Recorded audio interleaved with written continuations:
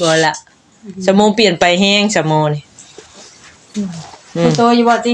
ฮู้โตอยู่บ่ว่าเปลี่ยนไปเฮ็ดหยังจังว่าเปลี่ยนไปฮะฮู้โตว่าเป็นได้ติฮู้โตเงึกหัวซื่อเว้าแนวใดว่าฮู้โตเปลี่ยนไปตัวปากว่าแต่มันยอกเป็นได้เนาะอดเอาเลยสมองเอ้ยข่อยก็หาวิธีให้แม่น้องสมโออยู่นี่นะซอยเราอยู่เนาะเพราะว่าเฮาก็บ่ได้ป้าได้ทิ่มแล้วพี่น้องเอ้ยหาเวียกหางานให้เพราะว่าอยากมีหม่องอยู่หม่องพักหั่นแหละเอ้าหายแล้วบาดนี้ว่าซังบ่คือหายบาดนี้เนี่ยคือหายแล้วคือหายเป็นหยังคือหายบาดข่อยเว้าผิดหยังเนาะบาดค่อยบ่ค่อยเป็นอะไรได้แม่น้องสมโอเจ้าเกียงคาคอได้หั่นเว้าโลดตัวถามตามใจนะบ่ให้ตามใจแล้วผู้รักษาญาติปุ๊กกูแล้วเห็นหมอลำเรื่องอะไรพี่น้องข่อยก็ญาติคือกันแน่เนาะถามดีๆปัญหาแบบนี้เว้าตอบบ่ได้เฮ้ยอิหยังก็ได้อิหยังน่ะอันน่ะเว้าเรื่องขึ้นไปเฮ็ดเวียกก็สมมุติว่าเฮาอยากไปก่อนก็ได้บ่ล่ะแม่สมมุติเฮาอยากไปก่อนก็ได้บ่ลูกจะมาก่อนโดยมื้อ2มื้ออันขั้นมาก่อนอันเพราะว่าผู้มีบ้านนี่นะครับมันบ่ทันออกกำหนดแล้วบ่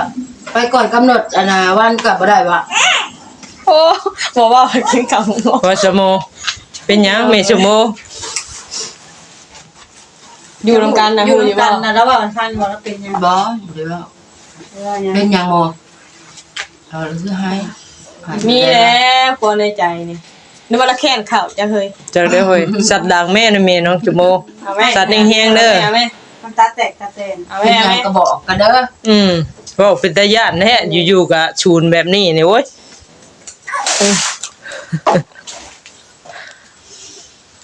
โอ้ยแต่เราซื่อเจ้าบ่เว้าไผสิฮู้เนาะว่าในใจเจ้ามีหยังข้าวขึ้นสมองเพิ่นอีกแล้วหั่นสมัครแค้นอะไรแกใช้บานไปแล้ว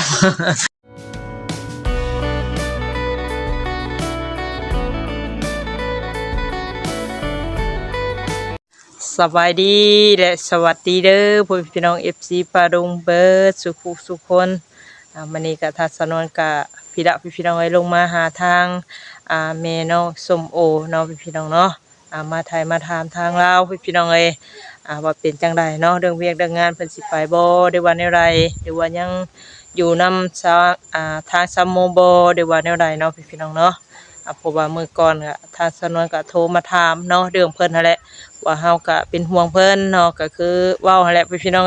เราบ่มีผิดมีภัยกับเฮาเนาะเฮาก็เอ็นดูสงสารเรื่องชั่วผ่านๆมาก็เป็นส่วนตัวของเราเองเนาะเฮาก็สิบ่ได้คิดมาดหมางอีหยังต่างๆเนาะพี่น้องเนาะเพราะว่าเราก็บ่ได้เคยเฮ็ดกับเฮาเฮาก็เลยบางดีแล้วก็ซอยเต็มที่เนาะเพื่อว่าหาเวียกหางานให้เราไปอยู่ที่อื่นหรือว่าเพิ่งพาผู้ละคนอื่นต่อไปเนาะเพราะว่าเราก็บ่กลับบ่ถอยแล้วเราสิสู้แล้วก็เดินหน้าต่อไปพี่น้องโดยจังได้รายละเอียดผู้ละเข้าไปอุปโลมไปทายไปถามเพิ่นเนาะพี่น้องเนาะโดย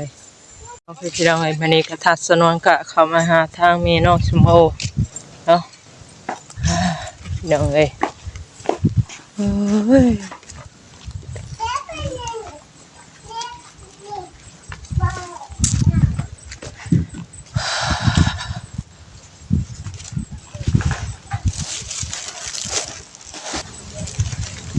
ทุจ้าบายดีทางสมโมมียังตื่นมาไปกินข้าวโลดนี่บ่ได้กินข้าวบ่สบายดีข้าวเป็นยังไงจำเจียวเจียวบ่สมโมเจียวซีอิ๊วบ่ได้เจียวน้ำตาลเจอแล้วสิ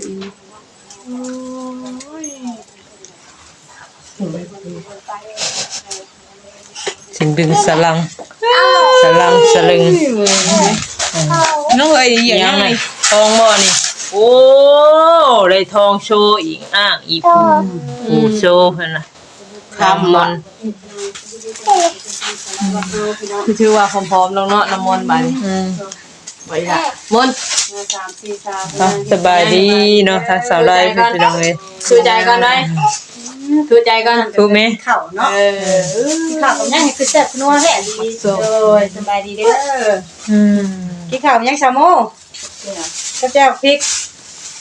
อย่างจน ย่างมันจะใส่อีกบัด อย่างไม่จะพูดแล้ว มาแต่ไส ไม่จะเฮือนของเฮือนแม่แกะบ่เนี่ย ย่างไปย่างมา บ่จะอย่างมากอยู่แล้ว เอาคือไปมา จะอย่างไปหาเงินเรียนติดเลยต่อมือเป็นยาว เป็นเหงาไปจะกีบจังอัดเลย ยังบ่ได้แล้วเครื่องก็ยังบ่ไปเอามาเกี่ยงให้เขาเก็บเครื่องกระสอบปุ๊บปะอยู่ปุ๊บ เขาถิ่มบ่ แม่น เอาเขาก็ถิ่ม แบบมันเน่าเลยเขาขี้ข้าเลือกเอานำนะแล้วเขาก็เลือกเอา ก็เลยกินได้เลยเก็บมากิน แม่นเครื่องกระสอบปุ๊บอยู่ปุ๊บ กินข้าวกับหมากเกียงบ่นะ นี่แหละจังบ่เปลืองปานใดกิน ประหยัดเนาะ คอเนี่ยคือจึงดึงจังหนังให้สมองให้คนรับสภาพนี่อ๋อ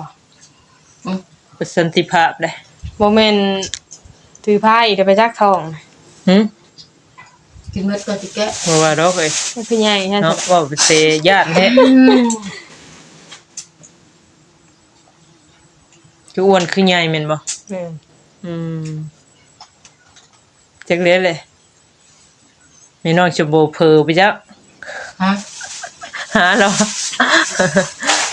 บ่หยอกเจ้าเผลอไปจ้ะปล่อยสามโมงไปว่ะนะครับเป็นไงสามโมงอ้าวแล้วเนี่ยได้บาทนี่ กิน คือว่าปากบ่ตีงแค่ดิ กินอย่างเดียวบัดนี้ แม่น้องชมโบคืออันโปดๆบ่ เนี่ย เป็นอะไรเจ้านะคือสีโปด ปวดไปได้ ๆบวมโปดบวมหั่นแหละ บ่ได้นอน2มื้อพุ่น ก็ ลูกเพยางอยู่ก็อดนั่นละ เอารถเพลเกี่ยวยังกับบ่ได้นอนบัดนี้ เอาเราบ่ได้นอน เวลา เลย นอนต้องไปหาเงินอยากแปลงรถ จะไปก็ไปดิ ค่าสมรสเท่าได้ค่าสมรสน่ะ ก็เท่าไหร่โมรถก็ลูกสูบติด บ่ฮู้เฮ็ดแต่ลูกสูบติดมันก็สิมหายไม่หมดได้แบบนี้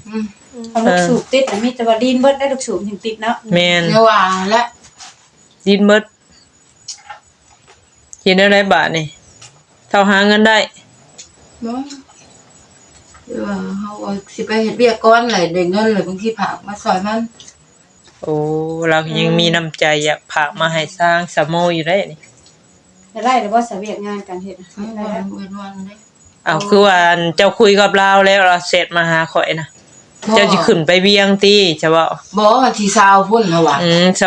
25แต่บัดนี้อยากไปอันน้ำเมื่อยนี่หั่นบ่ แม่นว่าสิไปเฮ็ดทานก่อน มีแต่เราอันว่าติดต่อเจ้าบ่ได้ขอคำผิดเพื่อนบ่รับมาแหละมีแต่ว่าโทรหาเราเองเนาะเอาล่ะน้ำมนต์ชื่อนมมาฝากเด้อ ถูกกัน ทูจ้าแม่ทูจ้าเอาถูกงามๆถูกงาม ดูยาตามเมีย เพิ่น ก่อน เจียวไว้เพิ่นเจียวไว้นะเพิ่นเจียว บ้านนี่ก่อนไปเอามาดูยาเอา ๆทูพี่มาถูพี่ทูจ้าก่อน ถูกเมนวนถูกเมนวน ก่อนละ เอาทูจ้าดูยาโอ้ย คือมาให้เพิ่น2แพ็ค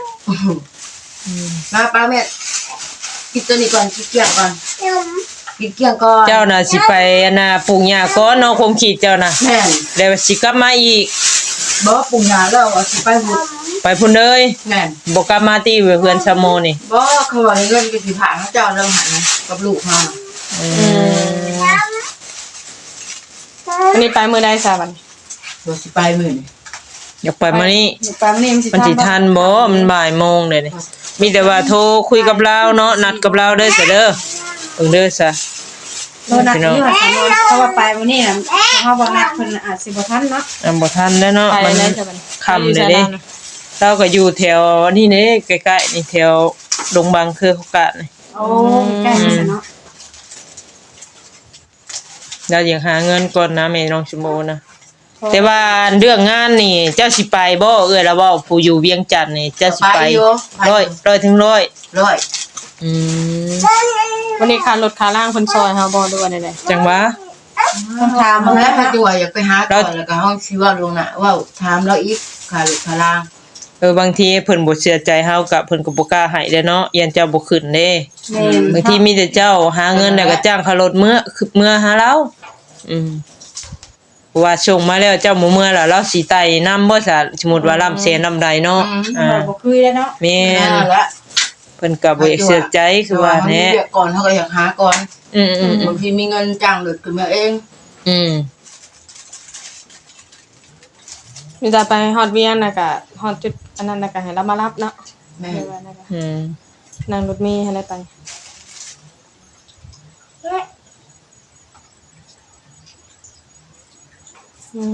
สะโมเปลี่ยนไปสะโมเปลี่ยนไปบ่ล่ะสะโมเปลี่ยนไปแฮงสะโมนี่ คุณโตอยู่บ่ติ ฮู้โตอยู่บ่ว่าเปลี่ยนไปเฮ็ดหยังจังว่าเปลี่ยนไปฮะ ผู้โตว่าเป็นใจติ ฮู้โตมันงึกหัวซื่อ เว้าแนวใดว่าฮู้โตเปลี่ยนไป ก็ปากว่าเป็นเนาะเป็นที่ใดเนาะ อดเอาเลยสะโมเอ้ยข่อยก็หาวิธีให้แม่น้องสะโมอยู่นี่นะซอยเราอยู่เนาะเพราะว่าเฮาก็บ่ได้ป้าได้ทิ่มแล้วพี่น้องเอ้ยหาเวียกหางานให้เพราะว่าอยากมีหม่องอยู่หม่องพักหั่นแหละ เอ้าให้แล้วบาดนี้ ว่าซังมันคือหายบัดนี้ มีหยังคือให้ล่ะ เอา สาม คือให้ เป็นหยังคือหายบัดนี้ข่อยเว้าผิดหยังเนาะบัดค่อยบ่ค่อยน้ำเอื้อยบ่ให้เอื้อยไปบ่ด้วยแนวใด บ่อยากให้อันแม่น้องสิโอไปบ่ เอาเว้าแล้วแม่ข่อยสิถามนี่เป็นอะไรล่ะแม่น้องสะโม เจ้าเกียงคาคอได้หั่นเว้าโลด หึ คือว่าถาม ตามใจนะเบิ่งตามใจแล้วตามใจแล้วผู้รักษาญาติปุ๊กผู้อันนี้เห็นหมอลำเรื่องมันยอง ข่อยก็ย่านคือกันแน่เนาะถามดีๆปัญหาแบบนี้ เว้าตอบบ่ได้เฮ้ยอิหยังก็ได้ มีหยังล่ะสามโมนอนว่าพี่ใจเจ้าบ่ แนวใดซะถึกใจ กินมามัม อ้าวถึกใจก็บ่แม่น พี่ใจบ่แม่พี่ใจบ่แม่น่ะคือให้จ้ะ เป็นอะไรจ้ะ หรือว่าแม่น้องสิโอไปเฮ็ดเวียกเฮ็ดงานแล้วเพิ่นสิออกไปได้คือค้อยบ่ อ้าว แบบไรจ้ะ คิดฮอดบ่ซะ อ้าวนี่อะไรก็บ่แม่นบาดนี้แนวใดบาดนี่เอ้า แล้วคือให้อ่ะสิ พี่นางง่วงมาหาข่อยพี่ข่อยสิถามนี่สะโมแนวใดน่ะ มันยางอยู่เนี่ย ให้ซื้อบาดนี่ เดี๋ยวว่าอุกใจบ่มีรถไปหาเงินบ่แม่นบ่ จักเราคิดหยังเราบ่เว้า กินข้าวจัง เป็นเนี่ย โอ้บ่ว่ากินข้าวบ่ ว่าสะโมเป็นหยังแม่สะโม อยู่นำกันนะ อยู่ ฮู้อยู่ กั บ่ นนะแล้วว่ามันทันบ่แล้วเป็นยัง บ่เดี๋ยวเป็นยังบ่เอาคือให้ มีแล้วกลัวในใจนี่นึกว่าละแค้นข้าวจังเฮ้ย จักได้เฮ้ยสัตว์ดังแม่นะแม่น้องสะโม เอาแม่ สัตว์แฮงๆเด้อ เอาแม่ มันตาแตกตาเตน เอา เป็ แม่ น เอา ยั แม่ งก็บอกกันเด้อ เว้าเป็นตาย่านแท้อยู่ๆก็ชูนแบบนี้นี่โอ้ย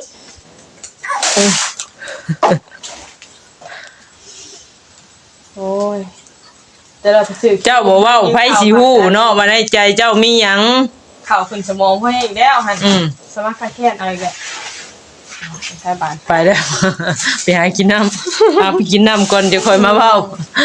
โอ้ยน่าจะมาตกใจยังบ่ได้นั่นเพราะว่าน้ำตาแตกตาเตือนพี่น้องเลย ว่าทา เป็น นยังก็บ่ได้ว่า แม่น้องสมโอว่าสิไปเฮ็ดเวียกเฮ็ดหยังที่เด็ด มื้อนี้ได้เป็นได้ฉันอยู่นำกันได้เว้ากันอยู่บ่ซั่นบ่ได้เว้ากันเลย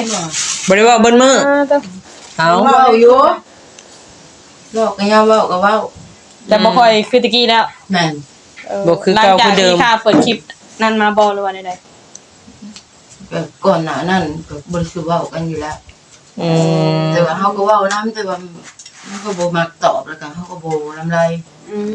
เทื่อเฮาทานสำคัญๆแล้วแบบค่อยเว่า แม่น อะไรเนาะ เฮาก็เหมือนกันเนาะบางที พอบางทีเขาว่ามาถามหมู่เราบ่เป่าว่ามากับบ่ปักบ่ว่า แม่น กับบ่ถามต่ออีก บ่ โอ้ถามหมู่หลายเทื่อหมู่ว่าเฮาก็อย่าอาถามเพื่อนแน่เนาะ แม่น โอ้ น่ะ แ ตั้งแต่ว่าเปิดคลิปนั้นมาเมื่อกี้กับปากอยู่ค่ะแต่ก็เว้า ปาก กันอ กับ ยู่ โบราณแต่ว่าเจอกับแต่มันเป็นอะไรเขาก็บอกใจกัน บัดนี้ผัดหาปลาทู อย่าละ นี่ ที่ว่าเฮาเคยอยากไปเฮ็ดเวียกเลย ฝืดใจได้เนาะเฮาก็ แม่น อืม มันบ่คือเก่าเลย แต่บ่ได้หาสิไปแน่นอนบ่ไปในไรซะ คือละหาสันวันละไปเฮ็ดเวียกปลูกหญ้ากับบ้าน เออสิไปน้ำสนวน สิให้อันอีกเลยผู้ที่ชองอะไรบ้าง บ่นะ ฮะ บ่หาเลยนะ บ่เข้มแข็งเด้แม่น้องสมโมยให้บ่ได้ มันอิ่มแล้วนี่กินอีกบ่ มีแต่ตั้งมุกตั้งใจแน่เนาะคันเพื่อไปเฮ็ดเวียกเฮ็ดงานก็สู้เอาเพื่ออนาคตเฮาแหละ กินให้หมดกินให้ วัน หม นี้ ด สิไปปลูกหญ้าแล้วเราสิไปขึ้นเบียงเลยนะนี่ ก็คันน่ะได้คนพี่น้องก็ถามมาว่าแม่น้องโทรไปหยังคือบ่ไปเฮ็ดงานอยู่ไทยเพิ่นไปหาเงินอยู่ไทยเพิ่นเนาะ หาเงินก้อนกินอันนี้แหละ ก็คือจุดประสงค์ น้องมีกะไผก็มีเคาะไผกลัวมันระเบียบสอนนะ การสิว่าในการจุดลักนี่ก็บ่มีเงินเฮ็ดบัตรเนาะแล้วก็ค่าเดินทาง ก็ว่าง่ายๆแล้วก็บ่อยากไปยุ่งไปหยังนะปกป้องเขาเนาะ แม่นไผก็หากินพอไผพอมันนะ ถ้าสมมุติว่ามีทางผู้นักผู้ใหญ่เพิ่นซอยค่าเฮ็ดบัตรเฮ็ดเบอร์นี่ก็สิไปพุ่น ใบ ทำนี้เนาะ แม่น ร้อยบ่ ร้อย อืม ว่าเฮาก็อยากไปเฮ็ดเวียกอยู่แล้ว อืม อันนี้ไปบ่ได้ย้อนว่าบ่มีเงินเนาะเฮ็ดบัตรเฮ็ดหยังอีกไปไทยกับพี่น้องเลยเนาะหลายผู้หลายคนก็ว่าคือบ่มาไทยพี่ว่าไปไทยมันก็ค่อนข้างว่าค่าใช้จ่ายมันก็หลายอย่างหลายแนวพี่น้อยหลักๆเลยก็คือเรื่องบัตรนั่นแหละเนาะบ่มีบัตรค่าเฮ็ดบัตรนี่ก็ 3-4,000บ่อยู่เลยเนาะเฮ้ยประมาณค่าเดินทางอีกพี่น้อง ถือว่าบ่ได้มีเงินได้บ่สุนเจ้าเดี๋ยวนี้น่ะบ่มีเงินติดตัว จักดีเลยเดี๋ยวนะ 5,000 10,000ก็บ่มีอีหยังแดงๆน้ำก้นน่ะ หึ แดงๆน้ำก้นน่ะ อยู่ไสอยู่ไส อยู่ไสก็อยู่ก้นเจ้าหั่นแหละ บ่ว่า อันนั้นให้แล้วอันนั้นจำ แม่นบ่ว่า บ่ฮู้ฮอดตัวเองเป็น บ่ได้เฮาลงมาถ่ายเบาอยู่กับเฮาก็เบิ่งอยู่ อืมบ่ได้ใส่บ่ บ่ บ่ได้ใส่ผ้าอนามัยบ่ฮู้ โอ้ มีอยู่บ่ผ้าอนามั มี ยอ้าว ว่าเขาเก็บมาก็เป็นศพยังดีๆอยู่ ของใส่ของซอยแต่ละอย่างมีแต่เก็บทั้งนั้น แม่น ทุกสิ่งทุกอย่างมีได้เก็บ เฮาบ่ฮู้ว่าเฮา ไปเลย เฮาเป็นเมน นับตั้งแต่เสื้อผ้าอันนงนี่ก็เป็นเก็บไปเลย สมอยเย็นน้ำเย็นในลงมาแล้วสมอยไปอยู่นี่ได้ เหมือนน้ำตาแล้วไปจ้า หน่วยย่านได้เนาะปวดหัว โอ้ กัน ยน้ำเนี่ย โบลงมาพี่ก่อนบ่ ลงมาพี่เด้อลงมาพี่เด้อ มีหยังก็มาเว้าพี่นะจักอีหยังเก็บ จะให้เราออกไปเดี๋ยวนี้บ่เดี๋ยวนี้ว่าแนวใดโมย มาแบบนี้บ่เข้าใจกันได้เนาะ อย่าว่ามื้อใดสิไปบ่ได้ว่าแนวใดนะความคิดเรานะ ก็อยังให้ฮู้ได้เนาะเป็นจังได๋ก็ให้บอกให้เว้ากัน หั้ หั่ น น นะ นะ จะเถื่อสิ คือบ่ไปจักเทื่อบ่ได้ว่าแนวใด อาจสิบ่กล้าเว้าบ่หรือว่าบ่กล้าถามกันบ่ โอ้ยเว้าโดดเขาบ่ให้ดอกแม่น้องชโมแล้วก็บ่ให้ เตรียมได้สักเครื่องพร้อมเลย เยี่ยมแล้วนะ เรียบร้อยพร้อมแต่เดินทาง พร้อมจะเดินทางแล้วก็มีรถแล้วก็แม่นไปรถแม่น ไป บ่ ละเครื่องเข้ามาเมื่อคืน เอาก็อย่าเล่าทาชโมเดียวเฮาก็สิถามอีกทีนึงเนาะพี่น้องเนาะเพราะว่าพัวพันเรื่องเบี้ยเรื่องงานให้เจ้าแล้วเนาะแต่ว่ามันจังได๋ล่ะมัน คือ ยุ่งยากนะเนาะมันคือยุ่งยากคัดของนะแม่น้องชโมเอ้ย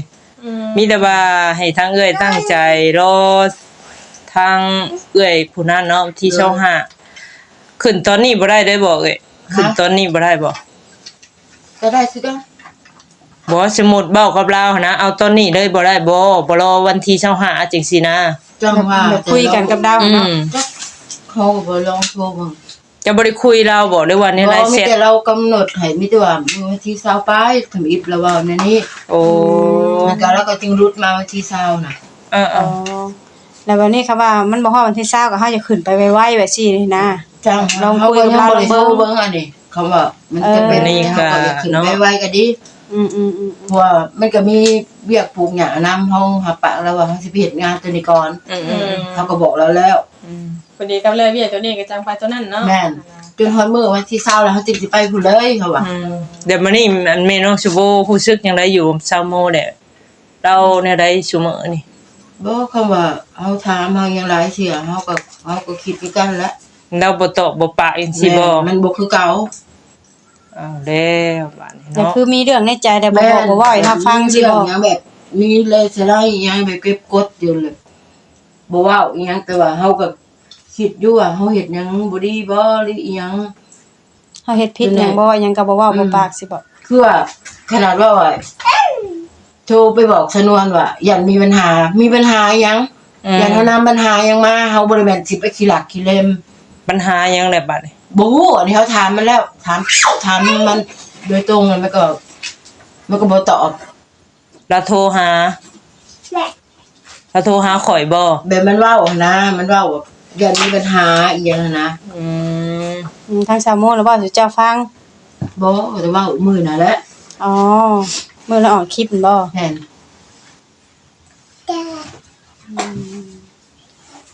แต่คือเรานี่ก็ค่อยเบิ่งเราก็คือสิอึดอัดเนาะถ้าสมองก็แบบว่าอยากให้ไปด่วนๆนะเบิ่งนี่ หรือว่าเราอาจจะมีปัญหานู่นนี่นั่นแหละเราอยากให้เจ้าไปเลยแบบว่าย่านแบบเป็นนั่นเป็นนี่ย่านแบบมีเจ้าห่วงนำสิไปจักเพื่อย่านพวกนี้ได้โทษได้หยังนำบ่คันว่าเพิ่นให้อะนะ บ่เฮาบ่ได้ไปแบบแนวผิดกฎหมายเฮาบ่ได้ไปแน เจ้าว บ่ได้ นะ ไปอยู่แต่คนอยู่นํกันหันนะเพราะว่าสมมุติว่าว่าตัวอย่างว่าสมมุติเราไปเฮ็ดแนวบ่ดีเนาะเจ้าผัดบ่ได้เฮ็ดสินะ อืม สมมุติว่าเป็นนั่นเป็นนี่มาผัดย่านเจ้าผัดคนไปนํกันหันนะสิบ่หรือว่าใด บ่ฮู้ จ้า บ่ บ่ เข้าใจ ฮู้ คือ บ่ กัน ฮู้บ่เข้าใจแล้วอันนี้ก็ แต่ว่า เนาะ อันนี้เราเป็นคนเว้าย่านเฮาน่ะนำปัญหามาให้ค่ะ ๆโอ้ เราเป็นว่าอันนี้อะนะ ผัดคิดยากแล้วเนาะ เฮาก็สิยากตัวนี้ค่ะ ขอถามเจ้าตรงๆเจ้าอยู่น้ำซาโมนี่เจ้าสร้างหยังปัญหาหยังให้เราซะ บ่ แบบชวนแวะเราเฮ็ดนี่เฮ็ดหันในทางบ่ดีบ่หรือว่าแนวใด บ่ บ่เคยเนาะ ไปซื้อมาซื้อ แม่น บ่ได้เคยจินสันมือไวบ่ บ่ได้บ่ได้เคยได้บ่ได้ชวนบ่ได้เคยอีกบ่ได้ซักชวนอีก เราไปย่านหยังซะทาชาโม โอ้ เนาะ เราจกถามแล้วแหละเราบ่แม่นเด็กน้อย ได้ถ้าถามกันนี่ก็มีแต่สายหัวเนาะแล้วเฮาก็บ่ฮู้เลยว่าเป็นเพราะหยังบัด จั นั้ ก น เป็นพอหยังยังวะแต่ว่าเฮารู้ว่าเฮาอยู่แห่งแบบมันอึดอัดแบบนี้นะ ถึงขั้นเจ้าโยมลาวก็ยังบ่ฮู้นับประชาชนซุข่อย3คนนี่โดนๆนี่มาเห็นกันเนาะ บ่ฮู้นำแลแต่ข่อยก็คือว่าได้มาลํเทื่อเนาะก็บ่ฮู้ว่าซุมเจ้าอยู่กันจังใดเฮ็ดหยังพากันเฮ็ดหยัง หรือว่าเราอาจจะมีเรื่องแหละ โอ้เป็นเรื่อง เรา เรา บ่อยากให้ บ่เป็นส่วนตัวหั่นแหละ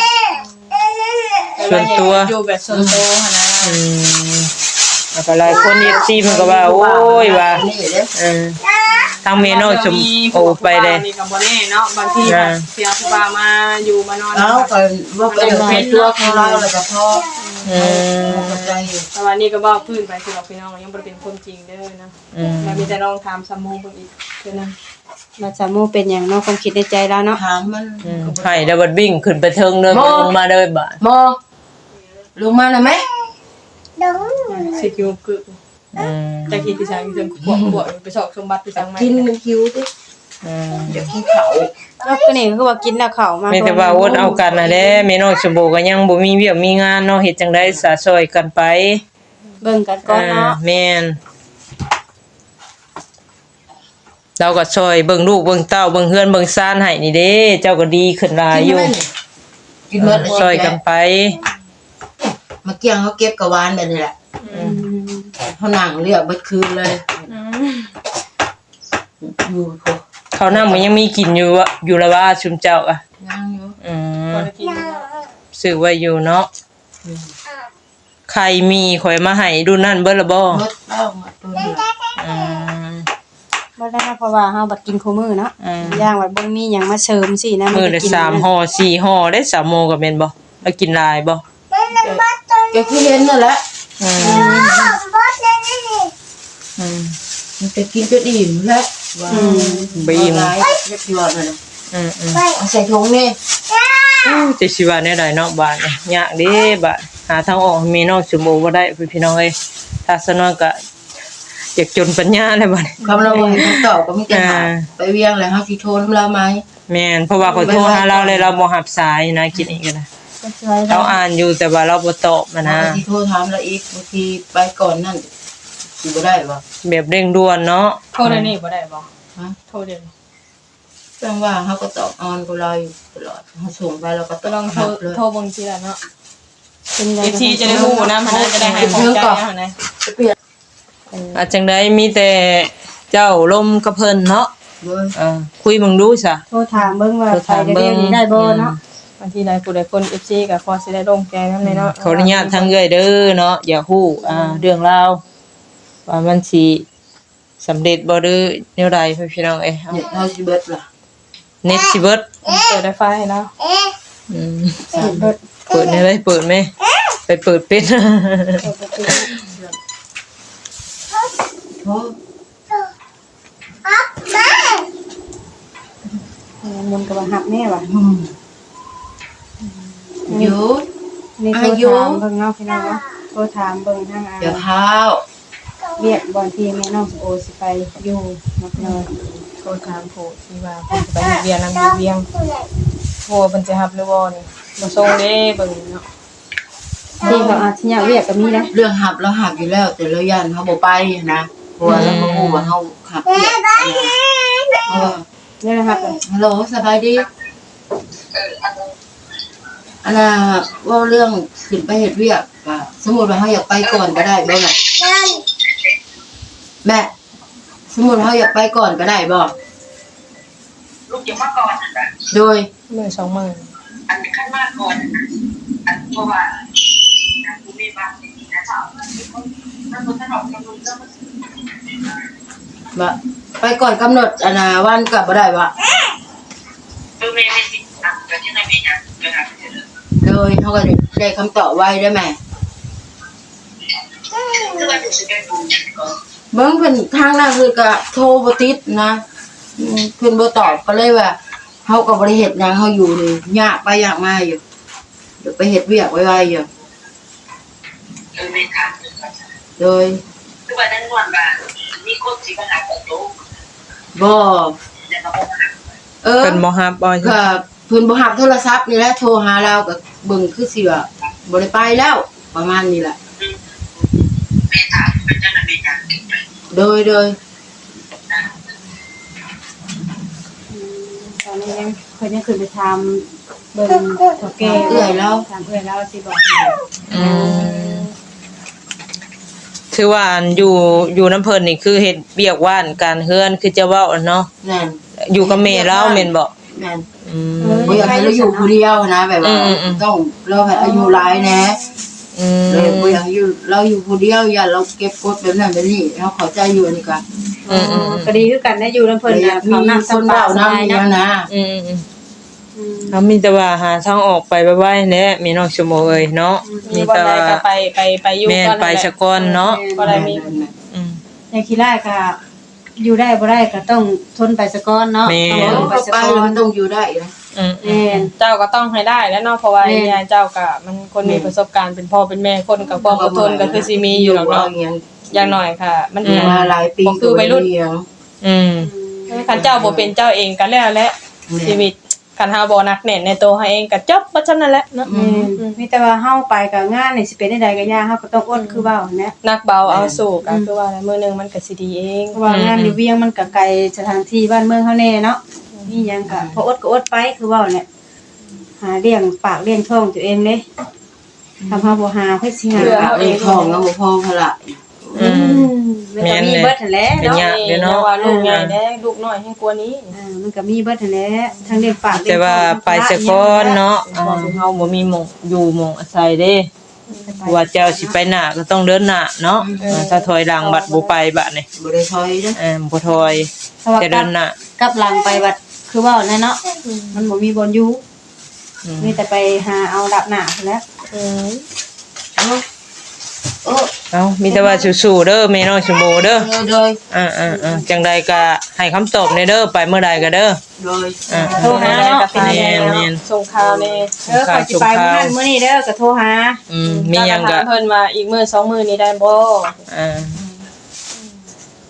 บ่น้ำเพิ่นโลดฉะนั้นก็เรื่องเงินเรื่องหยังถ้าว่าเพิ่นบ่เชื่อก็ผ่านทางเฮาก็ได้เพราะว่าเฮาไปคือว่าเฮาเฮ็ดเวียกเฮ็ดงานเฮาอยากอาศัยเอิ้นวันนี่ยังสิโทรหาเจ้าอยู่เวลาอยากหาเงินให้โอ โอ้บ่หรืออีหยัง ให้ลูกให้ยังนี่แหละเนาะ โอ้ได้ได้ บ่มีบัญชีเด้ บ่ยากด เพ อก ราะว่าเฮาไปเฮ็ดเวียกเฮ็ดหยังสมมุติเฮาได้เงินเฮาก็ต้องอยู่ แม่นเฮาก็เรียกกลับไปกลับมานะ ผ่านได้บ่มีปัญหาเนาะ ใจอยู่ตามแสน2แสนก็พาไปนะ แม่น ตรงนี่ว่าเงินหลักแสนสิแล่นลงมาให้ลูกบ่ค่ารถบ่ได้บ่ทันอีกเนาะ นั่นแหละเมื่อไหร่อาจารย์ มีแต่ว่าคุยกับเพิ่นให้มันฮู้รายละเอียดเด้อก่อนสิไปทางใดเนาะข่อยก็สิเซตถามเพิ่นอีกทีนึงข่อยก็ได้ โดย บ่ความรายละเอียดนั่นแหละเนาะ ให้เข้าใจทั้งสองข้างสอง แม่ ฝ่าย น เนาะ จังได๋ข่อยก็สิถามทางสะโมบาทนี่เจ้าถือว่าบ่มีหยังแล้วกับสะโมเนาะ โด โด ย ย เอาได้แล้วก็มีแต่สิออกอย่างเดียวแล้วก็ได้เพราะว่ามันก็อึดอัดเนาะบ่ติไผอันนี้ก็ได้ โดยอย่างคนเพิ่นซ่าเฮาก็บ่แม่นเนาะมาอยู่โดนก็อึดอัดใจตัวเนี่ย โดย เอาสบายดี FC เด้อแม่น้องชมโอเนาะ โดยสบายดี โดย โอเคพี่น้องเอ้ยเนาะก็คือว่าแล้วพี่น้องเอ้ยคือในคลิปเนาะถ้าสมองก็บ่ฮู้ว่าเป็นหยัง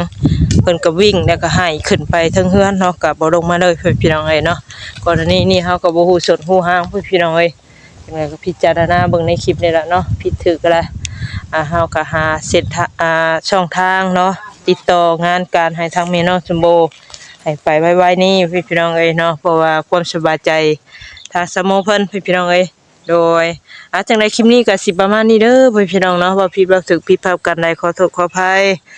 พี่น้อง FC ปาดงเบิดสุขสุขคนเนาะสำหรับคลิปนี้ไปแล้วขอกล่าวคำว่าสบายดี